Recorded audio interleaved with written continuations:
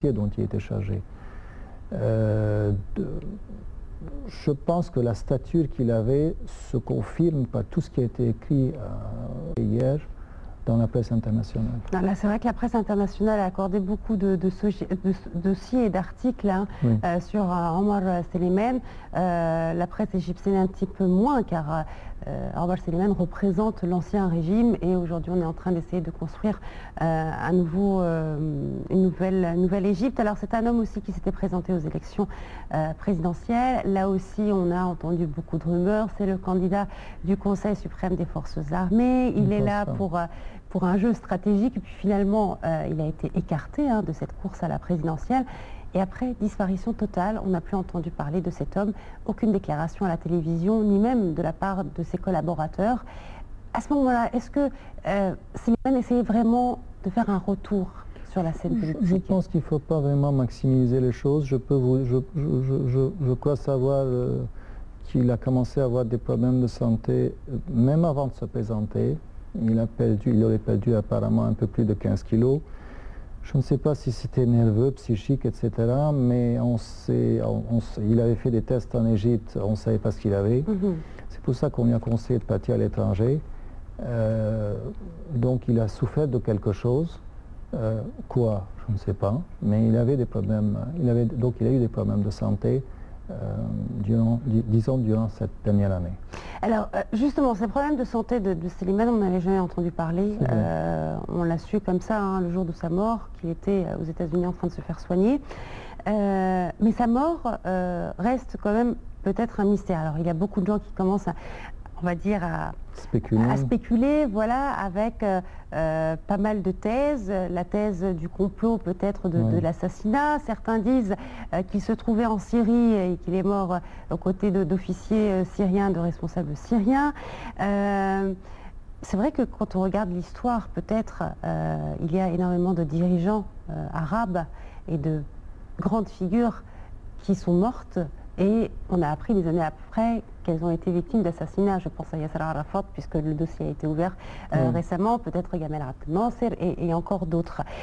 Mais le fait que Omar Suleiman est mort et qu'il y a aussi plusieurs chefs de renseignement qui sont morts, n'est-ce pas? Presque le même jour. Presque le même jour. Alors, pour les cités israéliens. Le Syrien était la veille. Vous avez raison, tout ça c'est vrai, mais je retourne à la Syrie. Omar Suleiman n'a jamais été impliqué dans le dossier syrien. Je ne vois pas vraiment pourquoi. Voilà, parce que tout le monde se pose la question, mais qu'est-ce que viendrait Omar Suleiman en Syrie? Donc il n'a pas été... il n'a jamais été impliqué dans ce dossier. Il n'y avait pas à s'impliquer d'ailleurs, puisque avant tout ce qui se passe en Syrie, il y avait entre guillemets cette stabilité politique de Bachar el-Assad, si on peut appeler les choses ainsi. Et ce n'était pas son champ de bataille. Donc je ne vois pas pourquoi Omar Suleiman s'est parti en Syrie. Alors, est venu un autre rapport qui vous a dit qu'il voulait écrire ses mémoires. Vous connaissez, est-ce que vous pouvez compter sur les doigts d'une main combien de chefs de sécurité presque en fonction, puisqu'il vient d'assumer ses fonctions récemment, qui va commencer à écrire ses mémoires juste un an après avoir laissé donc une fonction aussi importante que vice-président. Je ne pense pas que ça soit possible. Je ne pense pas du tout qu'Omar Suleiman avait pensé écrire ses mémoires. C'est pour cela que les Américains, apparemment, c'est ce que j'ai lu d'ailleurs dans un article, je pense que c'est un peu tiré par les cheveux. Alors si vraiment il était malade, qu'il avait quelque chose, c'est un homme qui a quand même été à la tête du service des renseignements égyptiens.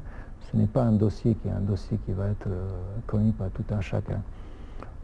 Avec Yasser Arafat, j'aimerais vous rappeler qu'il y avait eu thèse de complot depuis la mort de Yasser Arafat. Oui. Ce qui a été un peu drôle, c'est que cette affaire du complot a été mise dans un tiroir pendant toutes ces années. Parce que c'est depuis la mort d'Arafat qu'on avait entendu parler qu'il y avait quelque chose qui était très drôle, qu'il avait commencé par subir je ne sais pas qu'est-ce qu'on a dit, qu'il a commencé à vomir, qu'il a eu que toutes ses fonctions vitales étaient parties en fumée en un rien de temps. Donc il y avait des soupçons. Il y avait quelque chose qui était un petit peu louche. Ce qui clochait un peu, c'est qu'on avait laissé tout ça, on avait mis ça dans un placard, on avait oublié tout ça, et maintenant on commence à ouvrir le dossier. Mais avec Suleiman, je ne pense pas que ça soit vraiment ça. Vous savez, les théories du complot, nous, c'est un peu... ça circule tellement C'est presque quelque chose de quotidien dans ce pays de parler de théorie de complot. On aime ça. Il n'y a pas tellement de raisonnement dans beaucoup de choses, malheureusement, pas seulement en Égypte, mais un peu dans les pays arabes. On aime un peu aller vers les théories du complot. Moi, je ne pense pas que ça implique Soliman. Il y a un des articles qui était d'ailleurs dans un des journaux internationaux qui disait que Omar Suleiman a emporté avec lui la boîte noire de l'Égypte. Oui. Est-ce que c'est ce qu'on peut retenir aussi de... La boîte noire, il a essayé de s'expliquer. Vous savez, Omar Suleiman, vraiment l'interview de taille qu'il avait fait au cours de tout son parcours, c'est celui qu'il avait fait avec Amanpour. Exactement. Christian Amanpour. Et il n'avait presque rien dit à Christian Amanpour. Vous restez, vous regardez ça. J'ai regardé ça 3 fois. Qu'est-ce qu'il a vraiment dit à Christian Amanpour? La seule chose qu'il a peut-être vraiment... Il a dévoilé un peu son caractère. On a trouvé qu'il avait une certaine finesse, il avait un certain flegme, mais on a un peu connu un peu plus Omar Suleiman, pour peu dire, parce qu'il n'a pas vraiment dit quoi que ce soit de constant, on peut dire. Mais pour le reste, je ne sais pas. Moi, C'était aussi le personnage peut-être qui faisait le plus peur, puisque le service des renseignements... À tous les dossiers. Voilà, à tous les dossiers, à tout aussi, puisque avant la Révolution, les frères musulmans ou ceux qui appartenaient à la confrérie n'étaient pas visibles sur le devant de la scène. Donc on sait que, voilà, que ce soit Amn Daoula ou Mukhabarat, œuvraient pour qu'il n'y ait pas justement... cette confrérie qui soit présente dans la vie de tous les jours. Oui, mais les dossiers étaient plutôt gérés justement, comme vous avez dit, par Amn Daoula. Donc je pense que Suleiman... Il y avait une séparation. Oui, il y avait une certaine séparation. La sécurité de l'État était plutôt impliquée dans tout ce qui concerne les dossiers... Mais c'était un épouvantail pour les frères musulmans. Il y a aussi le côté frères musulmans, il y a la mouvance internationale des frères musulmans qui était là, le dossier donc était avec Omar Suleiman. Voilà, puisque là aussi, Suleiman œuvrait beaucoup sur tout ce qui est sécurité et terrorisme, puisque après les attentats de Luxor, là aussi, donc il y a eu vraiment une autre politique qui a été adoptée. Mais voilà, est-ce que c'était un homme qui... voilà, qui était figure d'épouvantail pour ce Et on a dit, d'ailleurs, on écrit des articles en Israël, qu'il y a eu échange entre les services secrets israéliens, le Shin Bet et le Mossad, et échange d'informations, de renseignements avec les services secrets israéliens et les services secrets égyptiens. Ça, c'est quelque chose qui, politiquement, ne passe pas tellement ici parce que ce n'est pas expliqué. Les gens ne comprennent pas. Mais il y a eu aussi, apparemment, un échange aussi d'informations entre les services secrets égyptiens, Omar Suleiman, et le juge Bruguière, qui est responsable en France, pas seulement en France, mais je pense que c'est même au sein de la communauté européenne, du dossier du terrorisme. Il paraît aussi qu'il y a eu des échanges d'informations, donc bénéfiques des deux côtés. Tout ça, c'est toujours, on parle de quelqu'un qui œuvre dans les services secrets, donc on ne va pas avoir plus d'informations, ça va s'arrêter là. Alors là, c'est sujet à tout ce que vous voulez comme... théorie de complot, d'imagination fertile, de tout ce que vous pouvez imaginer. Surtout qu'on a beaucoup d'imagination très fertile. Et qu'est-ce que... Oui, ça ne manque pas, vous avez raison. C'est tout. À mon avis, ça ne va pas plus loin. Ça va pas plus loin. Donc il faudra peut-être attendre, je ne sais pas, des années pour... Peut-être pour avoir quelqu'un qui a travaillé peut-être avec lui, qui pense écrire peut-être des mémoires ou quelque chose comme ça. Mais moi, je ne pense pas du tout que lui...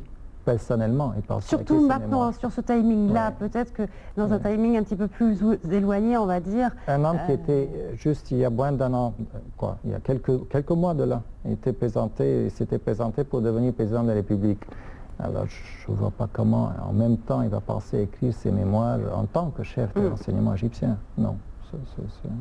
Juste à noter que... on n'a pas lu beaucoup de réactions, par contre, comment la nouvelle a été accueillie par l'ex-président Moubarak. Oui, ça on ne le sait pas. Ça, on ne le sait pas. En tout cas, ça a été un hommage militaire, des funérailles militaires qui ont été quand même rendues à cet homme qui a beaucoup œuvré pour l'Égypte, comme je le disais.